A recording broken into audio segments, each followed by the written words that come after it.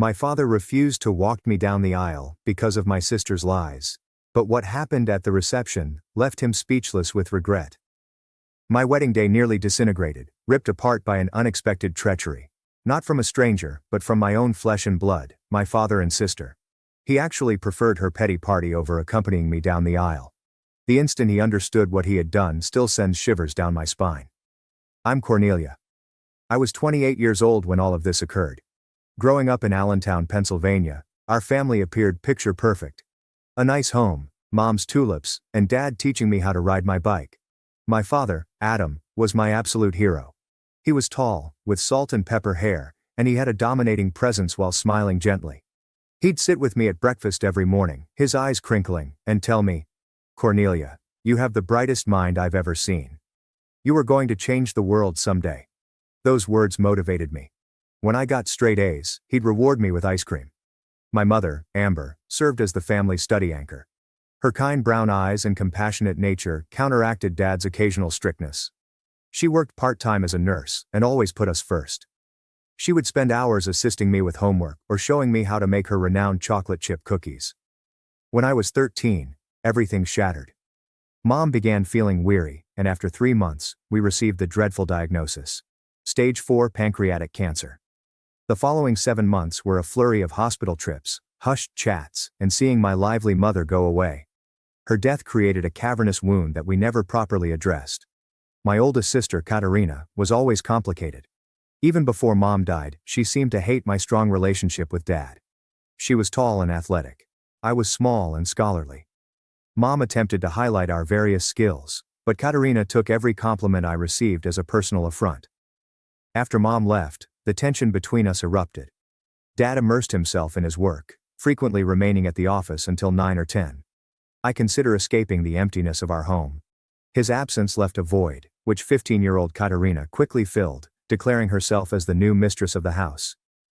"Dad's dealing with enough." She'd chastise me if I questioned when he'd be home. "He has important clients. We must be strong for him." I watched her shift into someone I hardly recognized. She began cooking, not like Mom's of course, and taking charge. Dad appeared grateful, and their bond became stronger, while mine with him frayed. His business success only made matters worse. He was elevated to senior partner, which resulted in more money but less time. Katerina expertly manipulated this, using guilt trips and emotional methods to cement her position as his favorite. "Cornelia just spent $75 on art supplies," she'd tell him, neatly omitting that it was for an unfinished school assignment. Or, "Cornelia said she doesn't need you at her band concert because she knows how busy you are," while I'd been counting down the days, yearning for him to come. By high school, Katerina had created a completely fictitious story about me for Dad. I was defiant, ungrateful, and only cared about my pals. The fact was that I had retreated into my art studies, trying to cope with the loss of both my mother and, increasingly, my father. The ultimate betrayal occurred during my junior year. I was nominated for a coveted arts scholarship. I'd been reminding Dad for weeks. The night before, I overheard Katerina talking on the phone with him. "Cornelia told me she doesn't want to make a big deal about tomorrow. She said having you there might make her nervous. Maybe just send a card." The next day I sat alone at the event, watching other students and their joyful parents as I received my medal. Dad texted, "Congrats, have an important client dinner." I subsequently learned from his secretary that Katerina had called his office and claimed I had rescheduled the ceremony, forcing him to book another obligation. When I approached her, she simply shrugged. "You always want all the attention." It's pathetic. At 18, I couldn't wait to leave. I applied to universities on the other side of the state, anxious to get away from that toxic household. The University of Pittsburgh awarded me a scholarship, and I immersed myself in university life, only returning home for important holidays, where I had to put up with Katerina's subtle insults and Dad's distant politeness. I met Marco during my sophomore year. He was tall, compassionate, had a fast smile, and possessed a logical engineering mind that perfectly balanced my creative turmoil. Our coffee meeting for notes morphed into a 3-hour chat, and within a month, we were inseparable. Marco comes from a joyful, raucous family who welcomed me right away. His mother, Isabella, a kindergarten teacher, made everybody feel special. His father, William, is a civil engineer who has a dry sense of humor. His younger brother, Lucas. They greeted me as if I had always belonged. Marco was my pillar of strength throughout college and our early careers. He understood my family concerns without passing judgment, comforted me when holidays made me cry, and celebrated my accomplishments when my own father failed to recognize them. We relocated to Philadelphia, established our careers, and constructed a life outside of the shadow of my family drama. My monthly chats with Dad were brief and perfunctory. Katerina, who was now in real estate, continued to reside in our hometown, always placing herself as the faithful daughter, reminding me that she was looking after Dad. By the age of 26, I was a marketing executive. Marco was prospering, and our life together was more satisfying than I could have anticipated. The old wounds remained, but I was establishing a new life, a new family, in which I was appreciated and cherished. Marco proposed during our 5th anniversary. He had arranged a day similar to our first date, culminating with dinner at our favorite Italian restaurant. A tiny velvet box appeared along with the dessert. "Cornelia," he said, taking my hands. "You've made these past 5 years the best of my life. Your creativity, kindness, and strength amaze me. I want to spend the rest of my life with you. Will you marry me?" The ring was perfect, a vintage sapphire surrounded by tiny diamonds, unique like my artistic spirit. In the excitement of the moment, I ignored the worry of telling my family. For one beautiful evening, I simply wanted to be happy. The following morning, I called Dad. "Dad, Marco proposed last night and I said yes." The wait was a bit too lengthy. "Well, congratulations," he finally murmured, his tone flat, as if he were discussing a minor professional accomplishment. "He seems like a good guy. Have you set a date?" No excitement, no queries about the proposal, no invitation to celebrate, simply practical inquiries. "Not yet," I said, concealing my aching despair. "Maybe next summer." "Let me know when you decide," he said. "I should check my calendar." I hung up and tried to hold back tears. Marco discovered me and immediately understood. "He'll come around," he promised me, though I could tell he didn't really believe it. Katerina reacted much worse. I texted her the news, along with a ring photo, and her response was so effusively congratulatory that it was obvious she was lying. "OMG, congrats little sis, so happy for you. That ring is so pretty." The exclamation points couldn't conceal the raging jealously beneath. Katerina, 32, had been in a series of short-lived relationships, never finding someone to commit. Despite their lackluster response, we persisted. We settled on June 15th, which is 9 months away. The date worked for Marco's family, my friends, and most significantly, my father, who confirmed his availability. We sent out save the dates. Dad sounded fairly enthusiastic. "I put it on my calendar," he stated. Katerina also mentioned it. "Actually, Dad," I admitted cautiously, "I was hoping you'd walk me down the aisle." Another pause, this time with true feeling. "I would be honored, Cornelia." That brief moment of connection filled me with optimism. The following months were spent in a frenzy of planning, venue tours, caterers, and clothing fittings. Marco's mother, Isabella, accompanied me to numerous appointments, offering recommendations, never overbearing, and always enthusiastic. "You are going to be the most beautiful bride," she assured me at my first dress fitting, tears in her eyes as I walked out in a fitted lace gown. I was strongly aware of my own mother's absence at that moment. Isabella recognized that and gently squeezed my palm. "Your mom would be so proud of the woman you've become." I also became close to Marco's uncle, Anton, Isabella's brother-in-law. Anton was in his early 60s, a retired English professor with silver hair and warm eyes. He never married or had children, but he cared deeply about Marco and Lucas. At family gatherings, Dad would always talk to me about books, art, and my work. He was not just politely interested, he actually listened. "You have a remarkable eye for what moves people," he commented after I showed him the campaign I had created. "That's a rare gift." His real joy was in sharp contrast to my own family. Dad confirmed his appearance but never inquired about the intentions. Katerina declined to be a bridesmaid, citing job responsibilities, but stated that she would attend. Then, 5 months before the wedding, I saw some alarming symptoms. Katerina began posting vague social media updates about a large event she was arranging. I called, but she was evasive. "Just something for work. Nothing for you to worry about." But as our date approached, more posts appeared. Venue scouting, catering choices, and mentioning June as a possible date. I attempted to push down the knot of fear that had developed in my stomach. The shocking news came 3 months and 1 day before our wedding. Katerina beckoned, her voice full of fake kindness. "Cornelia, I wanted to let you know personally before you see it on social media. I'm hosting a career achievement party on June 15th. I finally hit my sales target to become a broker, and the firm is throwing me a huge celebration. My blood became chilly. Katerina, that's my wedding day. You received the save the date 8 months ago. Did I? She pretended amazement. It must have slipped my mind when I was planning with the firm. Anyway, it's just a coincidence. My event is earlier, starting at 11 a.m. at the country club. It should be winding down around the time your ceremony starts at 4 p.m., so it works out perfectly. Perfectly? I said, my voice rising. You're scheduling a party on my wedding day, knowing Dad will have to choose. Dad can attend both, she responded calmly. He's so proud of my achievement. But I'm sure he'll make it to your wedding too. It's not that far a drive. The country club was over 2 hours away from our site, making it physically impossible for anyone attending her function to make it to our ceremony, especially the bride's father, who needed to arrive early. I hung up and immediately called Dad, hoping he could see through Katerina. Dad, did you know Katerina scheduled her work party on my wedding day? Yes, she mentioned it, he answered casually.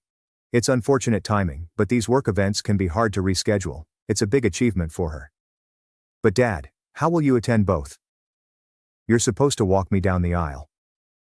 I'll make it work, Cornelia. I'll go to the first part of Katerina's event, and then drive over for your ceremony. There's no need to make this a bigger issue than it is. But as the weeks went, I could feel him wavering. He began mentioning the traffic, asking if we could move the ceremony back an hour, and questioning if I really wanted him for pre-wedding photos. Despite the mounting strain, we persisted with our plans. Final fittings, photographer appointments, flowers, and welcome packages. Marco and his family remained supportive, but I could tell they were growing anxious about my father's devotion. Then, 2 weeks before the wedding, I received a call that confirmed my worst concerns. It was Tuesday evening. My phone rang as I was reading seating charts. Cornelia, Dad said, his voice uneasy. I need to talk to you about the wedding. I've been thinking about the logistics for June 15th, and I don't think I can make it to the ceremony on time. Katerina's event is really important to her career, and as her father, I need to be there for the whole thing. The timing just doesn't work out. I grasped the phone, trying to keep my voice steady. You're choosing not to walk me down the aisle at my wedding. It's not about choosing, he responded defiantly. It's about practical timing.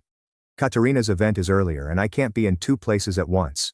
Maybe you could ask Marco's father to walk you down the aisle, or your friend's dad. I'm sure someone else can do it. Someone else. As if leading your daughter down the aisle was an interchangeable chore that could be handed to a stranger. I see, I said, my voice barely audible. I'll still come to the reception, he said, as if this were a generous compromise.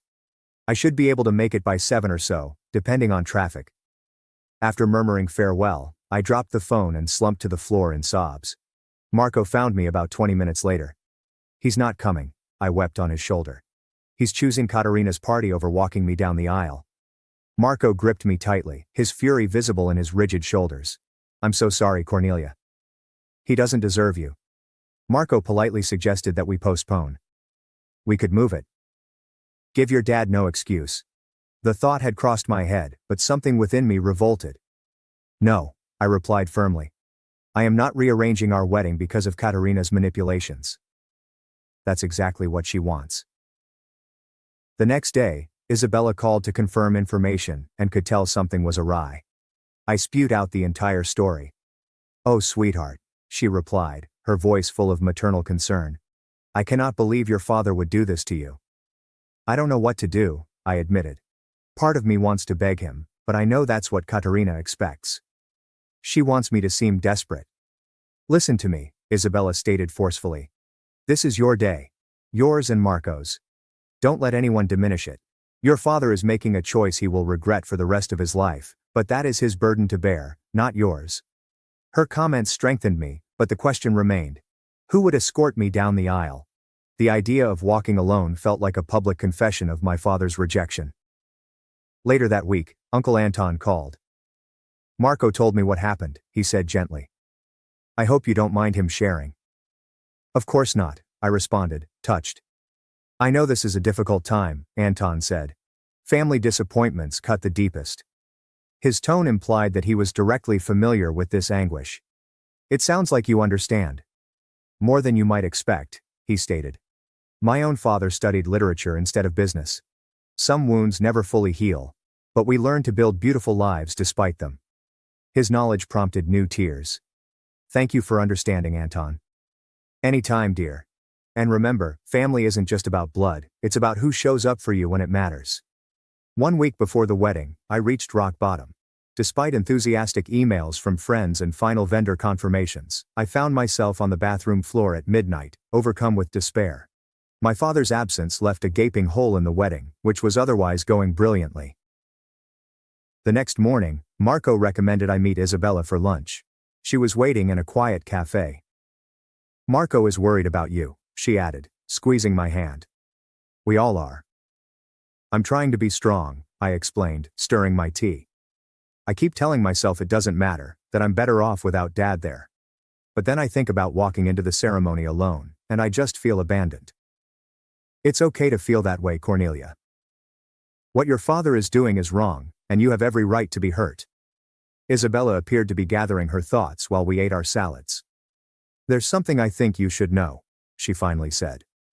Something about Anton that might help you understand why he called you. What about him? I inquired, raising my gaze. Anton is actually my late husband's brother, she explained. When I met William, Anton was already estranged from their parents. Their father was a very rigid, traditional man who never forgave Anton for choosing academia over the family construction business. I nodded, recalling Anton's words. What you might not know is that I was married once before William, Isabella added. A brief, unfortunate union when I was very young. When I decided to marry William, my father refused to attend because he thought it was shameful for me to have a second wedding. He said it would embarrass him. That's terrible, I mumbled. It was Anton who offered to walk me down the aisle, she replied, smiling slightly. He understood what it was like to be rejected by a parent. He told me, Isabella, you deserve to be given away by someone who celebrates your happiness, not someone who judges it. Her narrative had a strong emotional impact. I had no idea. Anton never had children of his own, Isabella explained. But he's been the most wonderful uncle to Marco and Lucas. He attends every school play, graduation, every important moment. She was too polite to say it outright, but the thought began to shape in my head. Do you think, I said with hesitation, would it be inappropriate to ask Anton if he would walk me down the aisle? Isabella's eyes flooded with tears. Oh, sweetheart, I think it would mean the world to him, but this has to be your decision. I spent the next day thinking about it. Anton had always expressed real interest in my life and been nothing but nice. There was something romantic about being escorted down the aisle by someone who understood parental rejection. That evening, I phoned Anton. We met in a bookstore cafe. When I arrived, he was already there, with a stack of books and 2 coffees ready. I took the liberty of ordering your usual, he replied with a friendly smile. Vanilla latte with an extra shot. Right. The fact that he recalled such a minor thing simply reinforced his personality. After some small chat, I found my courage. Anton, there's something I wanted to ask you. He placed down his coffee and gave me his entire attention. Anything, Cornelia. I don't know if Marco told you, but my father has decided not to walk me down the aisle. The words were still painful to speak. Anton nodded solemnly. Marco mentioned there was some conflict. I am truly sorry. I took a deep breath. Isabella told me how you walked her down the aisle at her wedding to William, and how meaningful that was to her. I was wondering, I would be honored if you would consider doing the same for me. Anton's expression changed from surprise to intense emotion. He was speechless for a moment, his eyes watering. Cornelia, he finally responded, his voice heavy. I cannot tell you what this means to me. Are you certain? This should be a special moment with someone you are close to. I am absolutely certain, I responded, growing more certain by the second. You have shown me more genuine interest and support in the years I've known you than my father has in a decade. I would be proud to have you walk me down the aisle. Anton moved across the table to take my hand. Then I accept with all my heart. It would be one of the greatest honors of my life. The weight that had been crushing me for weeks now seemed lighter. Anton was correct. Family was defined by who showed up, not just shared DNA. The final days before the wedding were a blur. Throughout it all, I felt a renewed feeling of tranquility. I made one more attempt to contact my father, calling him 3 days prior. Dad, I just wanted to confirm whether you're still planning to come to the reception. Yes, I should be able to make it after Katerina's event, he said, appearing distracted. Probably around 7:30 or 8. I swallowed hard. I also wanted you to know that I've asked Marco's uncle, Anton, to walk me down the aisle. A pause. Who? Anton Harris, Marco's uncle. He's been very supportive. I see. His tone was unintelligible. Well, I suppose someone has to do it if I can't be there on time. His contemptuous attitude simply proved that I had made the right decision. Anton presented a toast the night before at our rehearsal dinner that moved many people to tears. To Cornelia and Marco, he added, raising his glass. True love is not just about finding the right person, but also about creating a family of choice that supports and celebrates you. I am deeply honored to play a small role in your special day. Later, when the visitors left, I checked social media one final time. Katerina's posts on her career celebration featured minimal decorations in her flat, with roughly a dozen individuals tagged.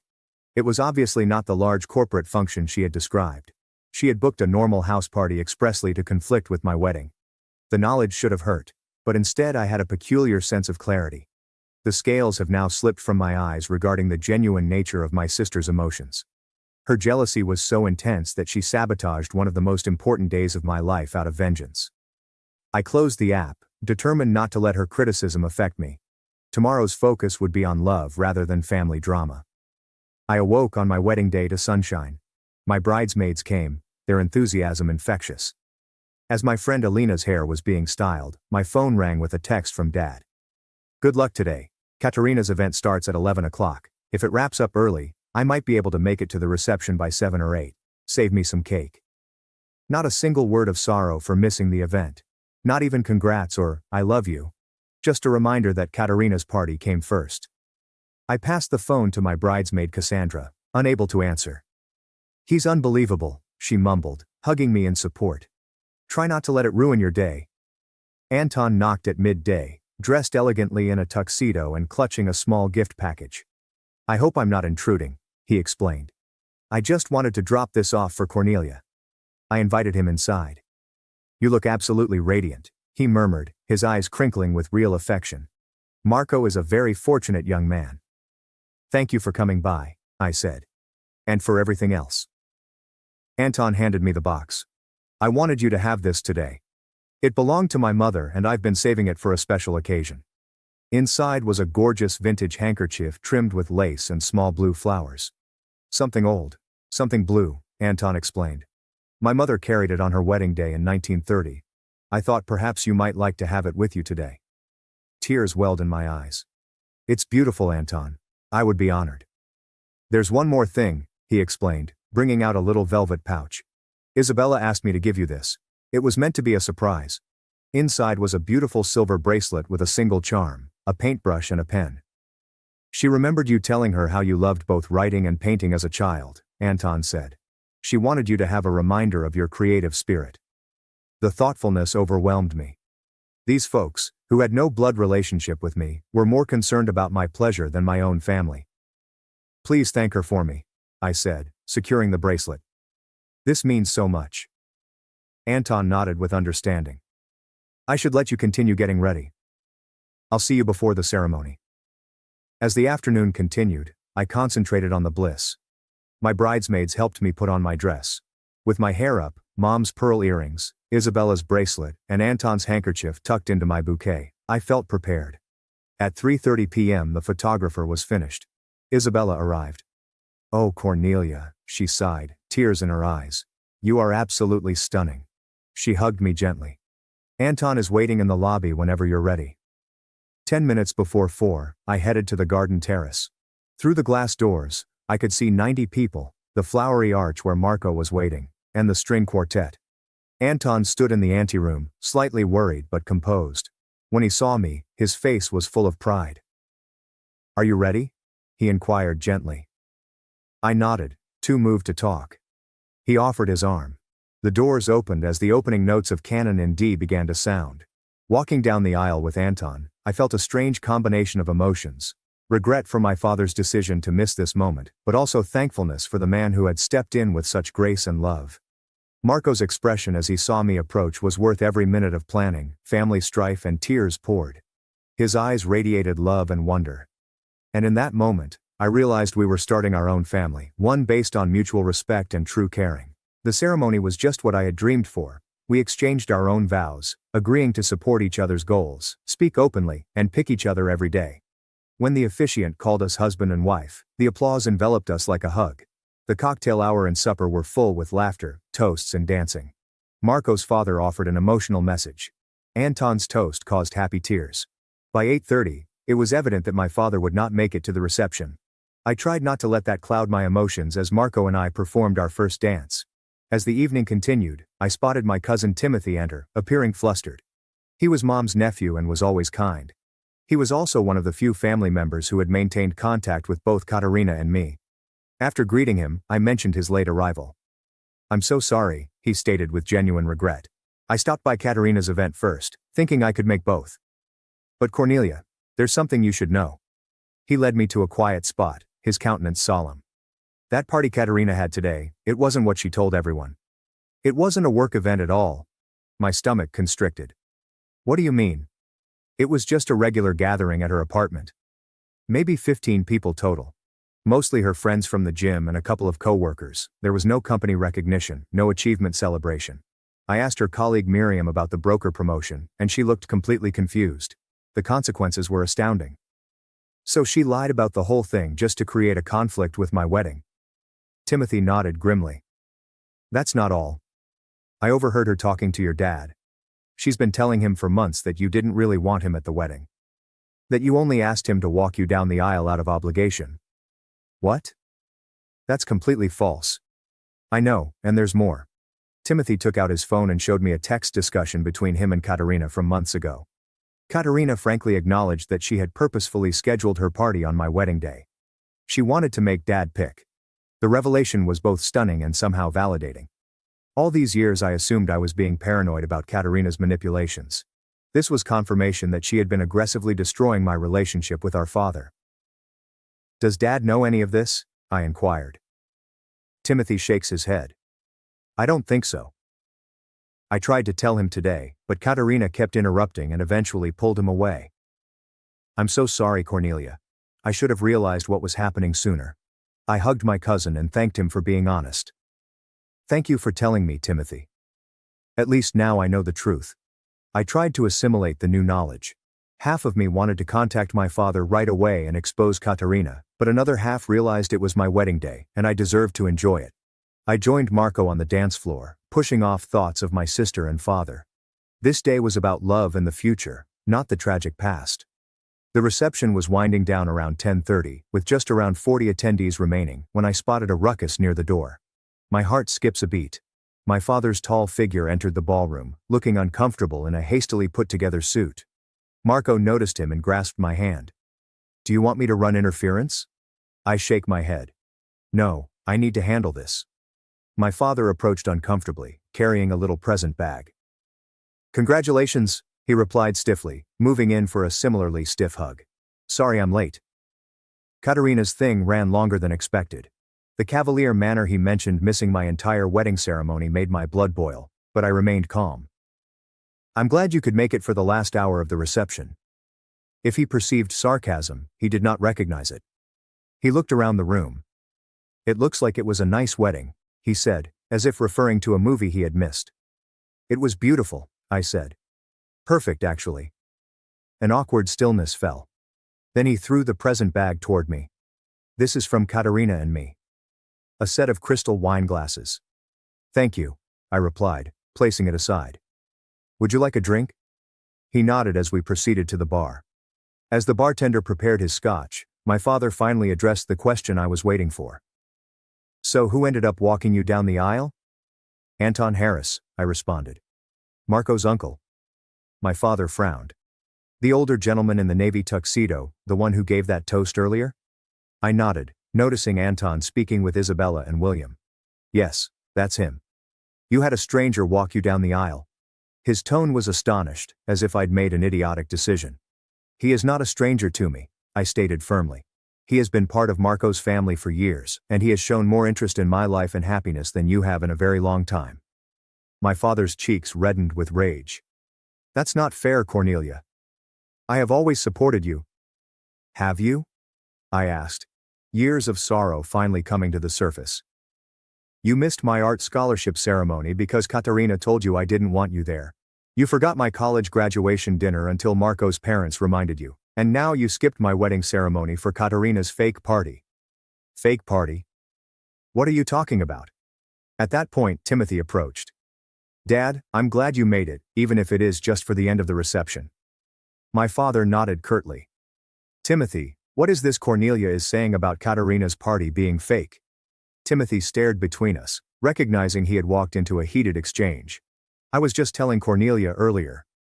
The party today wasn't a work event, it was just a regular get-together at Katerina's apartment.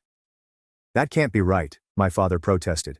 Katerina said it was for her broker promotion, the firm was sponsoring it. I asked her colleague Miriam about it, Timothy explained gently. There was no promotion, no company event. It was just a party Katerina planned on the same day as Cornelia's wedding. My father's countenance changed from disbelief to perplexity. Before he could react, Anton approached. Cornelia, Marco is looking for you. I believe it's almost time for the sparkler send-off. My father looked at Anton with hardly hidden contempt. You must be the uncle who walked my daughter down the aisle. Anton offered his hand pleasantly. Anton Harris. You must be Adam. It's good to finally meet you. My father snubbed the outstretched hand. I don't understand why my daughter needed to have a stranger take my place at her wedding. Dad, stop it, I hissed, mortified. Anton stayed composed. I can understand your confusion. It was an honor to support Cornelia on her special day, especially knowing how important the ceremony was to her. My father scoffed.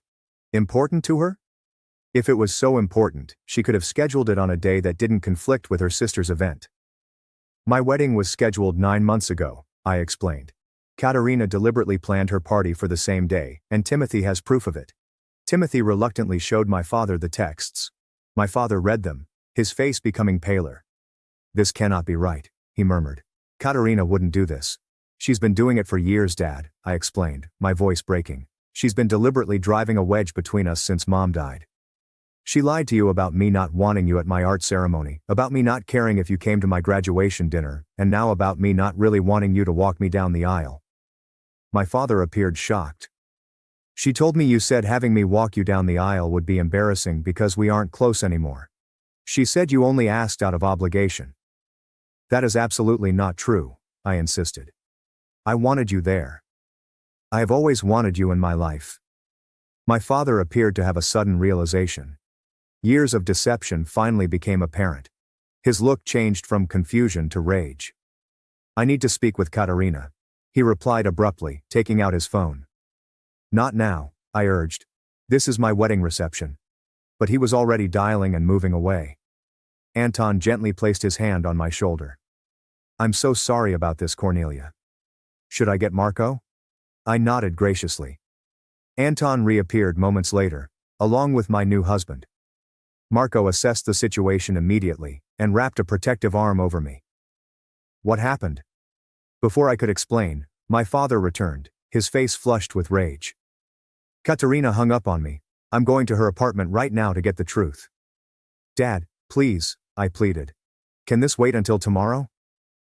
This is supposed to be a celebration. I need to know if what you are saying is true, he stressed. If Katerina has been lying to me all these years. She has, Timothy replied gently. I'm sorry, Uncle Adam, but it's true. My father stared at me, then at Anton, who was standing alongside Marco and me. Something about seeing us together seemed to incite a new rush of rage in him.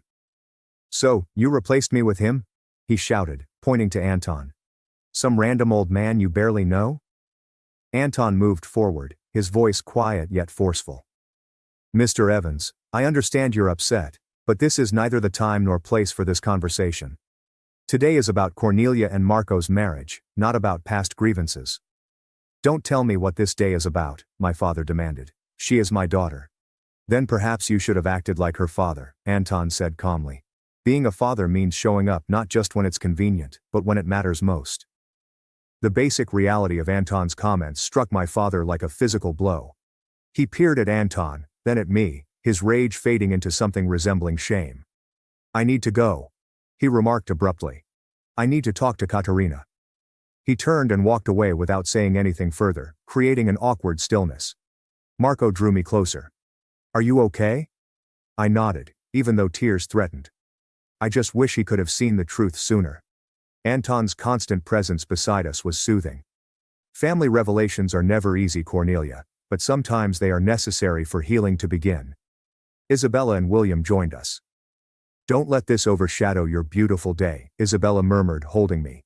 "You and Marco deserve all the happiness in the world." We rejoined the remaining guests for the sparkler send-off, forming a magnificent tunnel of light. Despite the incident, as Marco and I rushed to our waiting car, I felt a strange sense of calm. The truth was ultimately revealed. Whatever occurred next, I had a new family who genuinely respected me. Marco and I spent 2 wonderful weeks honeymooning in Greece. The distance enabled me to process everything. I switched off Dad and Katerina's notifications, determined to enjoy our special time together. But when we got back, reality was waiting in my voicemail and email inbox. My father sent 5 messages, each one more regretful. The third one, left 3 days before we returned, was especially raw. "Cornelia, I don't know if you're listening to these, but you were right about Katerina. After the wedding, I confronted her with those text messages Timothy showed me. At first, she denied everything, but when I pressed her, she finally admitted the truth. She's been manipulating both of us for years. I understand if you never want to speak to me again, but I hope someday you'll give me a chance to make this right. I am so sorry I missed." Katerina left no messages, only a frigid email explaining that she was taking a break from family issues and would be traveling forever. I sat on our couch and stared at my phone. Marco sat alongside me and held my hand. "What are you thinking?" he finally inquired. "I don't know," I admitted. Part of me feels vindicated that Dad finally sees the truth, but another part is just sad for all the years we lost. "Do you want to call him back?" he inquired. I considered it. "Not yet.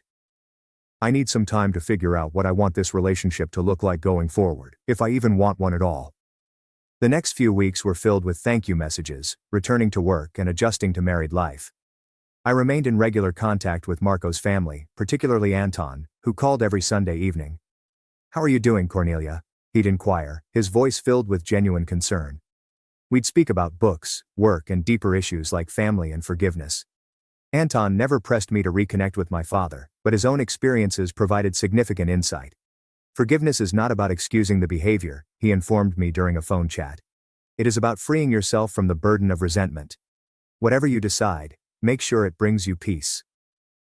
A month after we returned, I finally contacted my father. We met in a neutral cafe. He was already there, looking older and worn. He stood awkwardly. "Cornelia, thank you for coming," he murmured in a husky voice. We sat down and ordered coffee. "I don't even know where to begin," he added as our beverages arrived. "I failed you so completely." "Yes, you did," I said, without sugarcoating it. "But I want to understand how it happened. How did you not see what Katerina was doing all these years?" He breathed deeply. "After your mother died, I was lost. Katerina stepped up and I was grateful. It was easier to believe her version of events than to face my own grief and inadequacy as a single parent. She became my connection to you, filtering everything. By the time you left for college, I believed her narrative that you were pulling away. I never wanted to pull away from you, I told you. I just couldn't handle Katerina's constant manipulation. It was easier to distance myself." "I understand that now," he said. "When I confronted her, she finally admitted everything. She's been jealous of our relationship since you were a child. She felt I always favored you, and after your mother died, she saw an opportunity to have me all to herself. Have you spoken to her since?" He shakes his head. "She left for Florida the day after I confronted her. She's staying with a friend in Miami and refuses to discuss what happened. I don't know when or if she will come back." We talked for nearly 3 hours, discussing sad memories and misunderstandings. Tears flowed, recriminations were exchanged, and understanding began to emerge. "I want to try to rebuild our relationship," my father explained as we prepared to leave. "I know I don't deserve another chance, but if you're willing, I'd like to get to know the amazing woman you've become." "I need to think about it," I admitted honestly. "This isn't something we can fix in one conversation." He nodded and accepted my boundary. "Take all the time you need. I'll be here when you're ready." Over the next few months we began a painstaking reconciliation. Weekly phone calls became routine visits. I properly introduced him to Marco's family, especially Anton, who welcomed my father with great grace, despite their difficult first meeting. 3 months after our first reunion, my father proposed a family supper at his house for Marco's parents and Anton. It was a preliminary step toward combining our families. While there were awkward moments, everyone made a real attempt. After supper, I discovered my father and Anton in the living room, deep in conversation.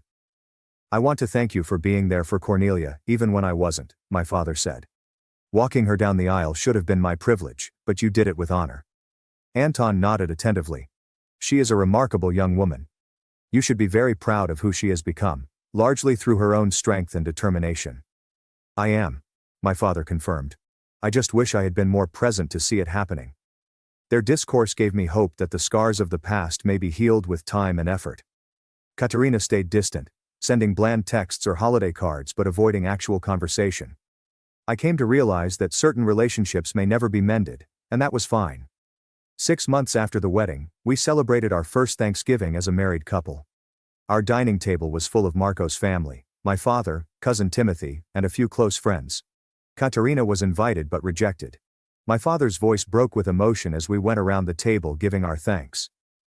"I am thankful for second chances," he added simply, "and for a daughter whose capacity for forgiveness humbles me every day." When it was Anton's turn, he grinned brightly across the table. "I am thankful for the reminder that family is created through love and choice, not just biology. And I am especially thankful to have gained another niece in Cornelia, whose courage and grace inspire me." On our 1-year anniversary, Marco and I hosted a modest dinner party. Anton surprised us with a toast that brought me to tears. 1 year ago, I had the privilege of walking this beautiful young woman down the aisle to marry the man she loves. What began as an honor became one of the greatest gifts of my life, the opportunity to be part of Cornelia and Marco's journey. May your marriage continue to grow in strength and joy, and may you always remember that true family consists of those who choose to love you, even when it's difficult.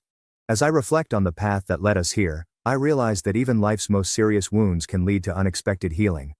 My father's absence on my wedding day resulted in Anton's presence, which served as a bridge for my father's ultimate comeback into my life. My family now encompasses both those I was born into, and those I choose. All faulty, but each valuable in their own way. I've realized that forgiveness does not imply forgetting or excusing destructive behavior. It entails releasing yourself from the weight of anger and setting boundaries that safeguard your heart while allowing for development and progress. The parent who takes you down the aisle should be someone who has stood by your side through life's hardships, supporting and loving you wholeheartedly. Occasionally that individual shares your DNA, and occasionally they enter your life through other means. What matters most is not who stands by you on a single significant day, but who shows up on all of the subsequent mundane days. I am grateful to have found my tribe, people who choose me every day, just as I choose them. Remember that sometimes the most beautiful families are those we build through love and choice, rather than the ones we are born into. And so that's when I started working with Bruce at my school. So he's been a major influence for me. And then we did a story together for 60 Minutes where this question of what happened to you came up, where he said people always ask the wrong question when they're dealing with children with behavioral issues. They say what's wrong with that child instead of what happened to them. And that was the biggest aha for me. It is the biggest aha. When I heard you frame it in this book, it's truly, as I'm going to talk about later on, it's truly the simplest and subtle but most powerful reframing. I wonder, you share so many honest and open and vulnerable stories in this book. What do you think was something that you misunderstood or had an incomplete understanding of about trauma that has now become more complete or more deep? Ooh, what a great question, Jay. I thought trauma, prior to my conversations with Bruce in doing this book, I thought trauma had to be a big, gigantic experience. You had to go through a tsunami, literally, if not literally a tsunami-like crisis in your life. A fire, a hurricane, a tragedy, a car accident, a stabbing, somebody died. And it was through co-authoring this book with him that I understood that it was the consistent little things. It was the aggressions and microaggressions in a person's life that causes them to have their own worldview. Whatever that worldview is for you is different from me. So the biggest learning for me is that trauma doesn't have to have a great big old capital T on it. It's really how you were loved, and that neglect and trauma are hand in hand because both are equally as toxic. And so I'd always, just like you with your, millions of listeners, over the years of interviewing people, it was my greatest classroom. I was always paying attention to what people were saying and paying attention to their lives. And what I understood and could articulate, not through science, but just through my own observation, is that, people are as dysfunctional, as unhappy, as disoriented in their lives based on how far they are from the center of themselves. And the center is where wholeness lies, as you know. And so where there is no center and there is no sense of wholeness and love for yourself, there's going to be disarray, chaos, confusion, and, dysfunction in your life. And I saw that over and over and over again, that people behave based on how they were loved and then how they were able to process that in a way to love other people. And so Bruce just gave me the science for that. What this book did is gave me the science for it. I love that. I think it's a brilliant distinction between, what we think is trauma and what trauma can be for all of us. I have one last question I wanted to ask you before we dive in to the conversation with Dr. Bruce Perry. It's this idea that you've interviewed so many influential, successful people and people of all different backgrounds and walks of life. And so often their success is actually built on their trauma. Mm-hmm. And so their success doesn't often satisfy them. What have you seen has been that transition